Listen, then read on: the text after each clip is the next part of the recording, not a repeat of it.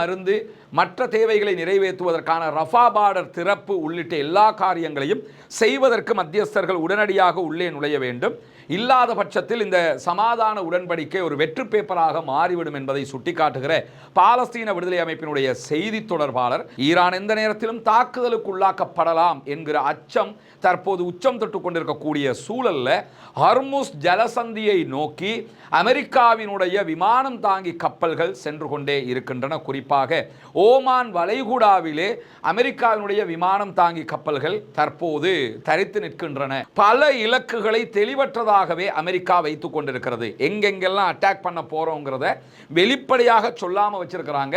ஏன்னா ஈரான் அதுக்கு ப்ரிப்பேர் ஆகாம இருக்கணும் என்பதற்காகத்தான் அப்படி வைத்துக் கொண்டிருப்பதாக இஸ்ரேலி ஹயோம் சொல்லக்கூடிய அதே நேரத்தில் தெஹரான் எந்த ஒரு உடனடியான பதிலடியான தாக்குதல்களையும் எடுக்காமல் இருப்பதற்காக தலைவர்கள் இலக்கு வைக்கப்படுவது மிக முக்கியமாக இருக்கிற அதே நேரத்தில்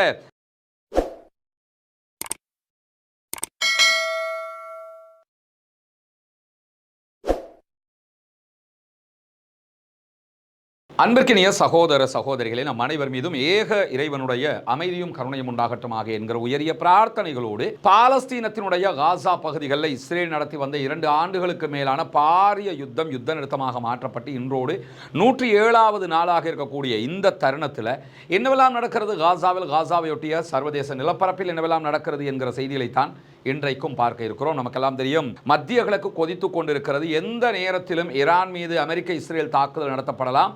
அமெரிக்க இஸ்ரேல் மீது எந்த நேரத்திலும் ஈரானும் பதிலடி தாக்குதல்கள் நடத்தலாம். அப்படி நடத்த போனால் அரபு நாடுகளுடைய நிலை என்னவாகும் என்கிற கேள்விகளுக்கு மத்தியில் தான் ஒரு சூடான களநிலை எப்பொழுதுமே இருந்து வருவதை நம்ம அவதானித்து வர்றோம். அந்த அடிப்படையில் இன்றைக்கு வெளியாகி இருக்கக்கூடிய பல முக்கியமான செய்திகளை, வெஸ்ட் பேங்க் மேற்கு கரையினுடைய ரமல்லா உள்ளிட்ட பல நகரங்களில் இஸ்ரேலிய ஆக்கிரமிப்பு இராணுவம் கடுமையான எல்லை மீறல் தாக்குதல்களை நடத்தி கொண்டிருக்கிறார்கள். பாலஸ்தீன அப்பாவிகள் மீதான தாக்குதல்கள், அவர்களுடைய 43 பேர் இன்றைக்கு அநியாயமாக கைது செய்யப்பட்டிருக்கிறார்கள். 3 பேர் வெஸ்ட் பேங்க் பகுதிகளில் கொல்லப்பட்டிருக்கிறார்கள், ஷஹீதாகி இருக்கிறார்கள். அதே நேரத்தில் பல பகுதிகளிலும் செட்லர்ஸ் என்று சொல்லக்கூடிய இஸ்ரேலிய குடியேறிகள் பாலஸ்தீன அப்பாவிகளுடைய நிலங்களையும் வீடுகளையும் அபகரிக்கிறார்கள் என்கிற செய்திகளையும் அங்கிருக்கக்கூடிய அல் ஜசீரா, அதே போன்று வஃபா நியூஸ் ஏஜென்சி உள்ளிட்ட பல செய்தி பிரிவுகள் இன்றைக்கு வெளிப்படுத்தி வருவதை நம்ம பார்க்க முடியும். தொடர்ந்து இஸ்ரேல் வெஸ்ட் பேங்க்ல எல்லை மீறுகிற அதே நேரம் இன்றைக்கும் காசாவுக்குள் எல்லை மீறிய வான்வழி தாக்குதல்களை நடத்தி இருக்கிறார்கள். காசாவிலும் 4 அப்பாவிகள் கொல்லப்பட்டிருக்கிறார்கள், ஷஹீதாகி இருக்கிறார்கள், 3 பேர் படுகாயம் அடைந்திருக்கிறார்கள் என்கிற செய்திகளையும் அல் ஜசீரா வெளிப்படுத்துகிறது. இப்படியான சூழல்ல தான் பாலஸ்தீன விடுதலை அமைப்பினுடைய இராணுவ பிரிவின் புதிய செய்தி தொடர்பாளர் அபு உபைதா அவர்கள் கொல்லப்பட்டு ஷஹீதாக்கப்பட்டதற்கு பிறகு புதிய செய்தி தொடர்பாளர் அறிவிக்கப்பட்டிருக்கிறார். அவர் இன்றைக்கு காசா தொடர்பான ஒரு முக்கியமான அறிவிப்பை விடுத்திருந்தார். அதாவது காசாவினுடைய முதல் கட்ட சமாதான உடன்படிக்கை பிரகாரம் கைதிகள் பரிமாற்றத்தின் அனைத்து பிரிவுகளையும் நாங்கள் நிகழ்த்தி முடித்து விட்டோம். கடைசி கைதி எங்கே இருக்கிறான் என்பதுதான் தேடப்பட்டு வந்தது. அவனுடைய உடல் தேடப்பட்டு வந்த நிலையில்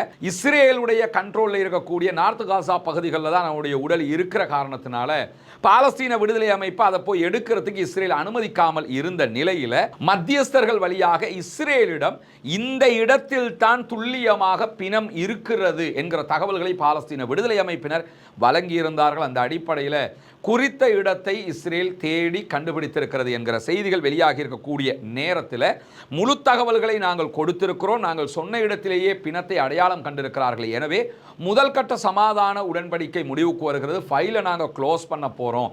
எனவே மத்தியஸ்தர்கள் தலையிட வேண்டும், தலையிட்டு காசாவுக்கு தேவையான உணவு, மருந்து, மற்ற தேவைகளை நிறைவேற்றுவதற்கான ரஃபா பார்டர் திறப்பு உள்ளிட்ட எல்லா காரியங்களையும் செய்வதற்கு மத்தியஸ்தர்கள் உடனடியாக உள்ளே நுழைய வேண்டும். இல்லாத பட்சத்தில் இந்த சமாதான உடன்படிக்கை ஒரு வெற்று பேப்பராக மாறிவிடும் என்பதை சுட்டிக்காட்டுகிற பாலஸ்தீன விடுதலை அமைப்பினுடைய செய்தி தொடர்பாளர் மேலதிகமாக என்ன சொல்றாருன்னா, இஸ்ரேல் தொடர்ந்து எல்லை மீறிய தாக்குதல்களை நடத்தி கொண்டிருக்கிறது. இது யுத்த நிறுத்த மீறல். நாங்கள் ஒருபோதும் யுத்த நிறுத்த மீறலில் ஈடுபடவில்லை. எனவே யுத்த நிறுத்த மீறலில் ஈடுபடுகிற இஸ்ரேலை கண்ட்ரோல் பண்ண வேண்டும் என்கிற செய்திகளையும் இன்றைக்கு பாலஸ்தீன விடுதலை அமைப்பினர் வெளியிட்டிருப்பதை நம்ம பார்க்க முடியும். இப்படியான சூழல்ல தான் காசாவை தாண்டி காசாவுக்கு உதவியாக இருந்த ஈரான் மீது தற்போது உலகத்தின் பார்வை திரும்பி இருக்கிறது. ஈரான் எந்த நேரத்திலும் தாக்குதலுக்கு உள்ளாக்கப்படலாம் என்கிற அச்சம் தற்போது உச்சம் தொட்டு கொண்டிருக்கக்கூடிய சூழல்ல ஹர்முஸ் ஜலசந்தியை நோக்கி அமெரிக்காவினுடைய விமானம் தாங்கி கப்பல்கள் சென்று கொண்டே இருக்கின்றன. குறிப்பாக ஓமான் வளைகுடாவிலே அமெரிக்காவினுடைய விமானம் தாங்கி கப்பல்கள் தற்போது தரித்து நிற்கின்றன என்கிற செய்திகள் வெளியாகி கொண்டிருக்கிறது.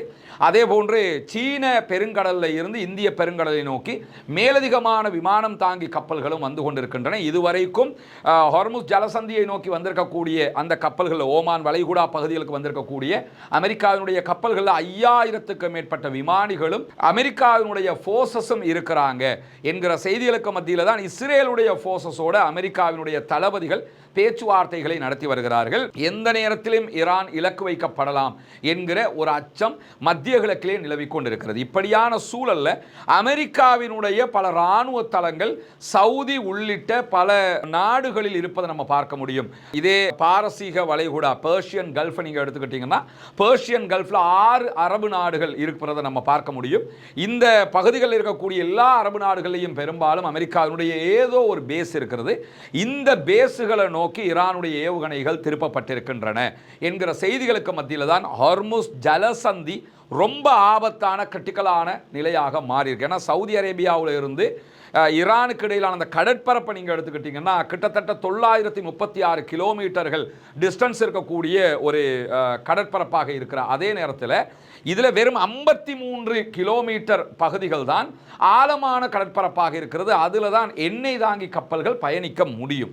அந்த பகுதியை முழுமையாக கண்ட்ரோல் பண்ணுறதை யாருன்னு சொல்லி சொன்னால் ஈரான் தான் கண்ட்ரோல் பண்ணி கொண்டிருக்கிறாங்க. எனவே ஹார்முஸ் ஜலசந்தி தற்போது யுத்தத்தின் ஒரு நேர்முனையாக மாற்றப்பட்டிருக்கிறது என்கிற செய்திகள் வெளியாகி கொண்டிருக்கக்கூடிய சூழலில் தான் இஸ்ரேலுடைய மிக முக்கியமான பத்திரிகைகளில் ஒன்றாக இருக்கக்கூடிய இஸ்ரேலி ஹயோம் இன்றைக்கு சில முக்கியமான தகவல்களை வெளியிட்டிருப்பதை அல் ஜசீரா எடுத்து சொல்லியிருக்கிறது. குறிப்பாக ஈரானை தாக்குவதற்கான அமெரிக்காவினுடைய இலக்குகள் தயார் செய்யப்பட்டிருக்கிறது என்கிறது இஸ்ரேலி ஹயோம். எப்படியான இலக்குகளை எல்லாம் ஈரானிலே அமெரிக்கா தேர்வு செய்திருக்கிறது என்கிற செய்திகளை அவங்க சொல்றதுக்கு மத்தியில் மிக முக்கியமான ஒரு செய்தியை என்ன சொல்றாங்கன்னு கேட்டால் பல இலக்குகளை தெளிவற்றதாகவே அமெரிக்கா வைத்து கொண்டிருக்கிறது. எங்கெங்கெல்லாம் அட்டாக் பண்ண போறோங்கிறத வெளிப்படையாக சொல்லாமல் வச்சிருக்கிறாங்க. ஏன்னா ஈரான் அதுக்கு ப்ரிப்பேர் ஆகாமல் இருக்கணும் என்பதற்காகத்தான் அப்படி வைத்து கொண்டிருப்பதாக இஸ்ரேலி ஹயோம் சொல்லக்கூடிய அதே நேரத்தில் இஸ்ரேலுடைய அதே செய்தித்தாள் மேலதிகமாக சொல்லும்போது அவர்களுடைய அரபு விவகார நிருபர் ஷாச்சர் கிளீமனை ஆதாரம் காட்டி ஒரு முக்கியமான செய்தியை வெளியிட்டிருக்கிறார்கள். அதில் அவங்க என்ன சொல்றாங்கன்னு கேட்டால் ட்ரம்பினுடைய நிர்வாகம் இனிமேல் ஈரானுக்குள் நடத்தை மாற்றுதல் என்கிற ஒரு இடத்துல இல்லை. அதாவது ஈரானை திருத்தி வலிக்கெடுப்போம் என்கிற நிலையில ட்ரம்ப் நிர்வாகம் இல்லையா. இனிமே ஈரான்காரன் திருந்த மாட்டான். அதாவது திருந்த மாட்டான்னா என்ன அர்த்தம்னு நீங்க புரிஞ்சுக்கணும்னா அமெரிக்காவுக்கு சரண்டர் ஆக மாட்டான். அமெரிக்கா சொல்றதை கேட்டு அமெரிக்காவுக்கு எல்லா பெட்ரோலையும் விற்று நீ தான் உலகத்திலே பெரியவன் என்று சொல்லி ஏத்துக்கிற மனோநிலையில ஈரானியர்கள் இல்லை. எனவே ஈரானியர்களோடு இனிமேல் பேச்சுவார்த்தை நடத்தி எதையும் காண முடியாது. அதனால ஈரானியர்கள் மேல அட்டாக் பண்ணுவது தான் என்பதில் அமெரிக்க மேல்மட்டம் முடிவுக்கு வந்து விட்டார்கள். இதே நேரத்தில் யார் மீது எந்த இடத்தில் தாக்குதல் நடத்தப்படலாம் என்பதை பொறுத்தவரையில் ஒரு குறிப்பிட்ட இலக்குகள் மீது தான் ஈரான் மேல அமெரிக்கா தாக்குதல் நடத்த போகிறது என்கிற தகவல்கள் தான் இதுவரைக்கும் இஸ்ரேலி ஹயோம் வெளியிட்டிருக்கக்கூடிய தகவல்கள்ல நம்ம புரிய முடிகிறது. ஒரு பெரிய பறந்துபட்ட யுத்தமாக இல்லாம மெயின் தலைகளை அடிச்சு கீழே விழுத்துட்டோம்னாலே ஈரான் கண்ட்ரோல் ஆகிரும் என்பதுதான் அவர்களுடைய இலக்காக இருக்கிறது அப்படின்னு அவங்க நினைக்கிறாங்க. ஆனா உண்மையிலேயே ஈரான் கண்ட்ரோலுக்கு வருமா இல்லையாங்கிறத ஒரு யுத்தம் நடந்தா தான் பார்க்க முடியும். இந்த நேரத்தில் ட்ரம்பினுடைய நிர்வாகத்தை பொறுத்தவரையில் ஈரானுடைய ஆளும் உயர் அடுக்கில் இருக்கக்கூடிய முக்கியமான நபர்களையும் ஈரானிய அரச கட்டமைப்பின் முக்கியமான இடங்களையும் அட்டாக் பண்ணுவது என்பது அவர்களுடைய முற்றுமுழுதான தீர்மானமாக இருப்பதாக இஸ்ரேலிய பிரபலமான பத்திரிகை இஸ்ரேலி ஹயோம் சொல்லுகிற அதே நேரத்தில் அந்த தாக்குதல் பற்றிய விவரங்களில் தாக்குதல் இலக்கில் அதிகார அமைப்பின் உச்சத்தில் இருக்கக்கூடிய செல்வாக்கு மிக்க நபர்களுடைய பெயர்கள் இருக்கிறது என்று சொல்லப்படுகிறது. குறிப்பாக ஈரானுடைய ஷியா மத ஆன்மீக தலைவராக இருக்கக்கூடிய ஆயத்துல்லா அலி ஹாமனியை இலக்கு வைக்கிறது அமெரிக்கா. ஏன்னா ஈரானில் என்ன மசூத் பெசக்ஷியன் ஜனாதிபதியாக இருந்தாலும் அல்லது மற்ற எத்தனை பேர் இருந்தாலும் ஈரானிய அரச கட்டமைப்பில் உச்சபீடம் யார்கிட்ட இருக்குதுன்னு கேட்டால் ஆன்மீக தலைவரிடத்தில் இருக்குது.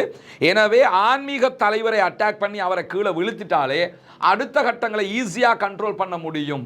யுத்தம் சீக்கிரமா கூட முடிவுக்கு வந்துடலாம் என்கிற இடத்திற்கு அமெரிக்கா வந்திருக்கிறது. ஏன்னா ஈரானுடைய அணு ஆயுத திட்டங்கள் பற்றிய முடிவுகளை ஈரானுடைய ஆன்மீக தலைவர் ஆயத்துல்லா அலி ஹாமனி தான் எடுக்கிறார் என்பது உலகத்துக்கே தெரியும். அணு ஆயுதம் பண்ணணுமா வேணாமா? பொதுவாகவே ஆயத்துல்லா அலி ஹாமனி அணு ஆயுதம் தயாரிப்பதற்கு அனுமதி கொடுக்கவில்லை என்று ஈரான் ஆரம்பத்தில் சொன்னாலும் பிற்பட்ட நாட்களில் ஈரானிய பாராளுமன்றத்திலேயே அணு ஆயுதத்தை தயாரிப்பதற்கான தீர்மானங்களை எல்லாம் அவங்க எடுத்துட்டாங்க. அமெரிக்காவினுடைய தாக்குதல் கூட ஃபெயிலியர்னு அவங்க சொல்லிட்டாங்க. தங்களிடமிருந்த யுரேனியத்தை பாதுகாத்துட்டோம்னு சொல்லிட்டாங்க. இப்படியான சூழல்களுக்கு மத்தியில் தான் தற்போது அணு ஆயுதம் பற்றிய முடிவெடுக்கக்கூடிய உச்ச தலைவர் ஆயத்துல்லா அலி ஹாமனியை நம்ம இலக்கு வைக்கணும். இரண்டாவதாக பாலஸ்தீனம், அதே போன்று லெபனான், அதே போன்று ஹூத்திஸ் யமனில் இருக்கக்கூடியவங்க, ஈராக்கில் இருக்கக்கூடியவங்க என்று இந்த பிராந்தியத்தில் இருக்கக்கூடிய ஃப்ராக்சிஸ் இருக்கிறாங்களா இல்லையா, ஈரானுடைய ஆட்கள், இந்த ஈரானுடைய படைகள் ஈரானுடைய குழுக்களுக்கு முழுவதுமாக ஆயுதங்களை கொடுக்கணும், அவங்கள பாதுகாக்கணும், அவங்கள பலத்தோடு வச்சுக்கிறணுங்கிறதுல அனைத்து முடிவுகளையும் எடுக்கிற உச்சத்தில் இருக்கக்கூடியவர் தான் ஆயத்துல்லா அலி ஹாமனி. எனவே ஆயத்துல்லா அலி ஹாமனியை கொல்வதற்கான திட்டம் மிக தெளிவாக தீட்டப்பட்டிருக்கிறது என்கிற நிலையில தான் ஆயத்துல்லா அலி ஹாமனி அவர்களுக்கான உயர் பாதுகாப்பு தற்போது மேலும் பலப்படுத்தப்பட்டிருக்கிறது ஈரானுக்குள் என்கிற செய்திகளும் வெளியாகி இருக்கிற அதே நேரத்தில் இஸ்ரேலி ஹயோம் சொல்லுகிற ஒரு முக்கியமான செய்தியை அல் ஜசீராவும் தொட்டு காட்டுகிறது. அது என்னன்னு சொன்னா, ஆயத்துல்லா அலி ஹாமனி தற்போது ஒரு மிக மிக பாதுகாக்கப்பட்ட பங்கருக்குள் அவர் பாதுகாப்பாக வைக்கப்பட்டிருக்கிறார்.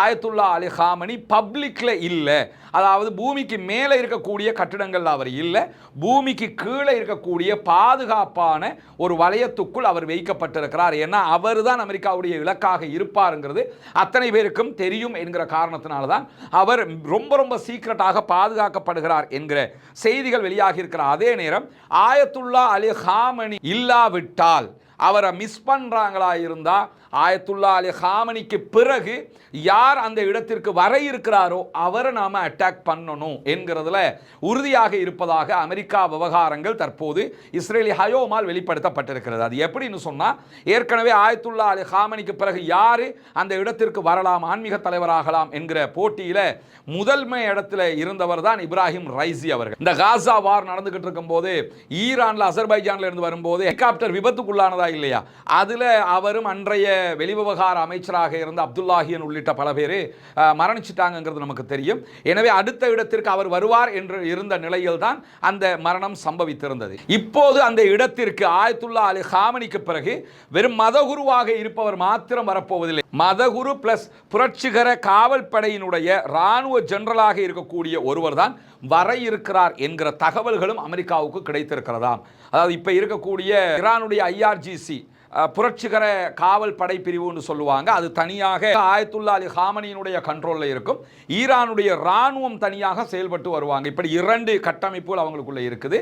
இந்த IRGCயினுடைய லீடராக தளபதியாக யார் இப்போ செயல்படுறாரோ அவர்தான் அடுத்ததாக ஆயத்துல்லா அலி ஹாமனியினுடைய இடத்திற்கே வரக்கூடும் என்கிற செய்திகளுக்கு மத்தியில் தான் ஆயத்துல்லா அலி ஹாமனி கொல்லப்படலாம் அல்லது அவர் தப்பித்து விட்டார் என்றால் அவருடைய இடத்திற்கு இவர் இருக்கிறார் என்கிறதுனால இவர் கொல்லப்படலாம் என்கிற செய்திகள் இன்றைக்கு வெளியாகி இருக்கிற அதே நேரத்தில் தான் இஸ்ரேலி ஹயோம் வெளியிட்டிருக்கக்கூடிய மேலதிக செய்திகளையும் அல் ஜசீரா அரபு தளம் வெளியிட்டிருக்கிறார். அதில் அவங்க என்ன சொல்றாங்கன்னு கேட்டால், அமெரிக்காவினுடைய தாக்குதல் வட்டத்தில் ஆயத்துல்லா அலி ஹாமனி, அதற்கு அடுத்த இடத்தில் இருக்கக்கூடியவர், அவர் மரணிச்ச யார் வருவாரோ அவர், அதை தாண்டி இலக்குகளுடைய வட்டத்துக்குள்ள புரட்சிகர காவல் படையினுடைய புதிய தளபதியாக செயல்படக்கூடிய முகமது பாக்பூர் என்கிறவர், இவரையும் உடனடியாக அமெரிக்கா தாக்குதல் நடத்தலாம் இவர் மீதும் என்கிற செய்திகளோடு உச்ச தலைவருக்கு விசுவாசமான பணியாளர்கள் முதல் தலைவர்கள் வரைக்கும் இருக்கக்கூடிய ஒரு பெரிய வட்டத்தையே அமெரிக்கா அட்டாக் பண்ண தயாராக இருக்கிறாங்க என்கிற செய்திகள் வெளியாகி இருக்குது. இந்த செய்திகள் எல்லாம் ஏன் அமெரிக்கா இந்த ஆட்களை போட பார்க்குறாங்கன்னு சொன்னா, இவர்களை அவங்க அட்டாக் பண்ணிட்டாங்கன்னாலே கமெண்ட் பண்றதுக்கு ஆள் இருக்க மாட்டாங்க. அவுட் ஆயிட்டாங்கன்னு சொன்னா, இவங்க கொல்லப்பட்டுட்டாங்கன்னு சொன்னா ஆல்ரெடி மற்றவங்க அத்தனை பேருமே அமெரிக்காவுக்கு கண்ட்ரோலில் வந்துடுவாங்க. அதனால நாட்டை ஈஸியாக பிடிச்சிடலாம்ங்கிறதுனால தான் இவங்களை அட்டாக் பண்ணுறதுக்கு அவங்க நினைக்கிறதாக இந்த தகவல்கள் சொல்லுது. ஆனால் ஈரானுடைய கட்டமைப்பை பொறுத்தவரையில் பொதுவாக அவங்க ஈரானுடைய இராணுவ தளபதிகள் 3 தளபதிகளும் ஒரே நேரத்தில் இஸ்ரேலுடைய அட்டாக்ல கொல்லப்பட்டாங்க இந்த 12 நாள் வாரில். ஆனால் அடுத்த நிமிஷமே அந்த இடத்துக்குரியவங்க நியமிக்கப்பட்டு யுத்தமே வெற்றிகரமாக நடத்தப்பட்டதுன்னு நமக்கு தெரியும். அதனால் ஆயத்துல்லா அலி ஹாமனி இல்லை, அதுக்கு அடுத்த நிலையில் இருக்கிறவங்க யார் கொல்லப்பட்டாலும் அடுத்த நிலைக்கு உரியவர்கள் வந்து விடுவார்கள் என்கிறார் அலி ஷம்கானி.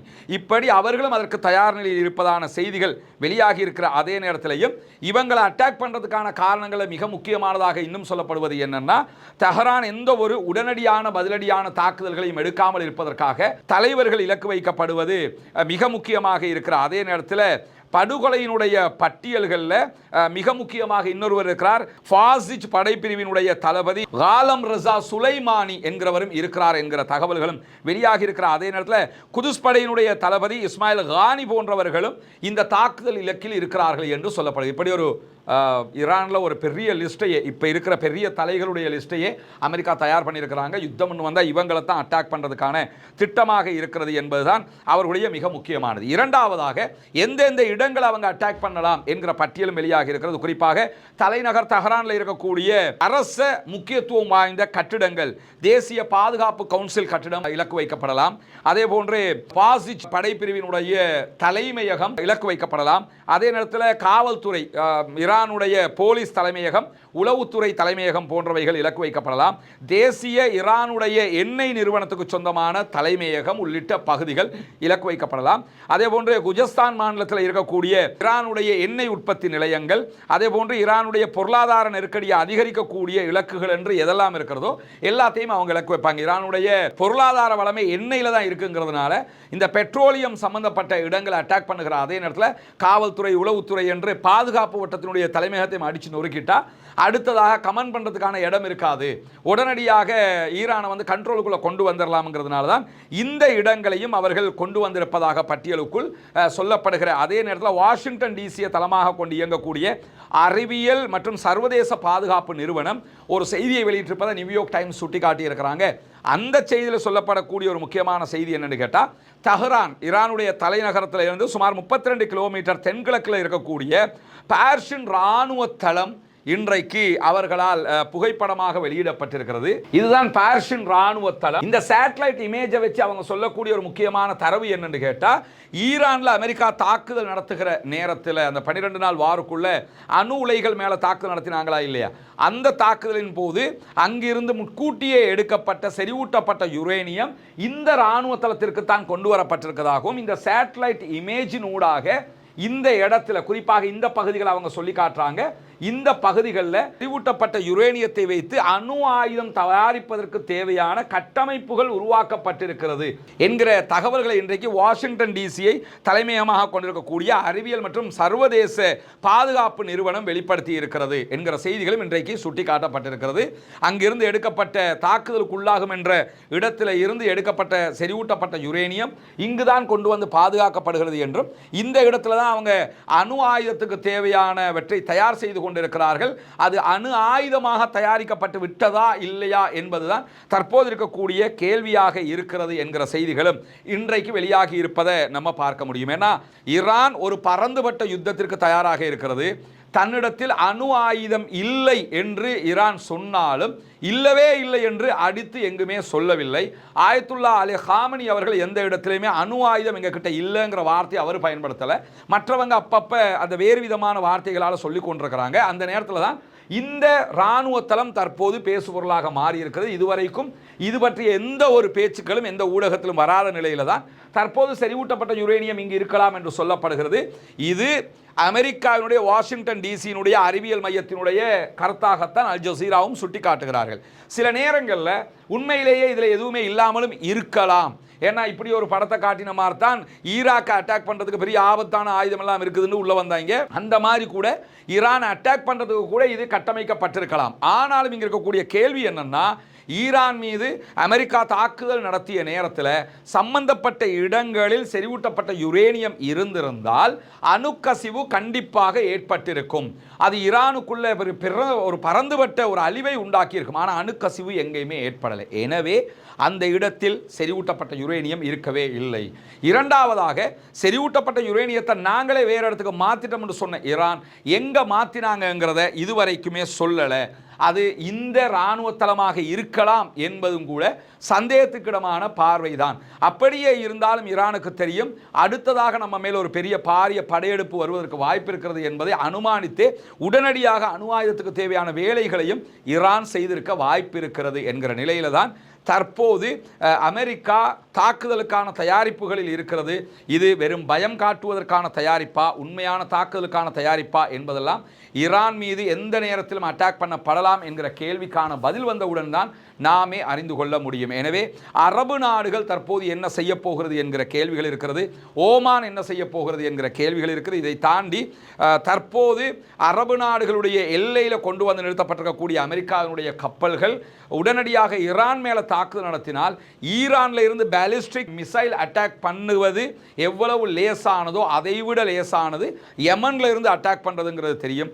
ஆல்ரெடி யமன் அமெரிக்காவுடைய கப்பலுக்கே அடிச்சிருந்தாங்க என்கிற நிலையில் யமனுடைய ஹூத்திகளும் தயார் நிலையில் இருக்கிறார்கள் என்கிற செய்திகள் வெளியாகி இருக்கிறது. பொறுத்திருந்து பார்ப்போம் என்னவெல்லாம் நடக்கிறது என்பதை. தொடர்ந்து இணைந்திருங்கள். நம்முடைய ரஸ்மின் மயசி நியூஸ் மற்றும் ரஸ்மின் டாக்ஸ் ஆகிய சேனல்களை சப்ஸ்கிரைப் செய்யாத சகோதரர்கள் சப்ஸ்கிரைப் செய்து இணைந்து கொள்ளுங்கள்.